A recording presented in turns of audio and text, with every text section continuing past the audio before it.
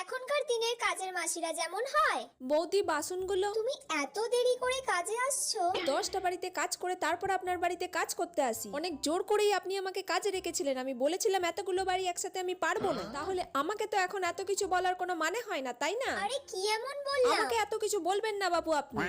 বিছানার তলাটা একটু ঝাঁট দিয়ে দাও না ভালো করে। বিছানার তলা? হ্যাঁ। আরে আপনাদের বিছানার তলায় তো মাথা গোজাই যায় না, কোথা দিয়ে ঢুকবো আমি বিছানার তলাগুলায়? একটু দিয়ে দাও। বিছানার তলায় বাপু আমি দিতে পারবো না, আমি যেটুকু সামনে পাবো সেটুকু দিয়ে চলে যাবো। বাবা। বিছানার তলা টলায় আমি দিতে পারবো না। নাটক যত। বৌদি আমাকে পুজোয় শাড়ি দিও, আর আমার মেয়ে জামাই লাতি লাতনি সবাইকার জন্য কিন্তু পুজোতে জামা কাপড় চাই বলে দিলুম। সবকিছু দিলে তবেই বাপু কাজ করবো, নাহলে আমি আরে চললুম। দাও আর দাও। বৌদি তাহলে আমি আসছি, আমার বাসন মাজা হয়ে গেছে, ঠিক আছে? তোমার বাসন মাজা ঠিক করে হচ্ছে না, বাসনে ময়লা থাকছে। 10টা বাড়িতে আমি কাজ করছি, কেউ কোনোদিন বলতে পারবে না এই ময়না বাসনে ময়লা রেখে দিয়েছে। আমি কি মিথ্যে 10টা বলছি? বাড়িতে গিয়ে জিজ্ঞাসা করে আসবেন আমার বাসন মাজা কত পরিষ্কার।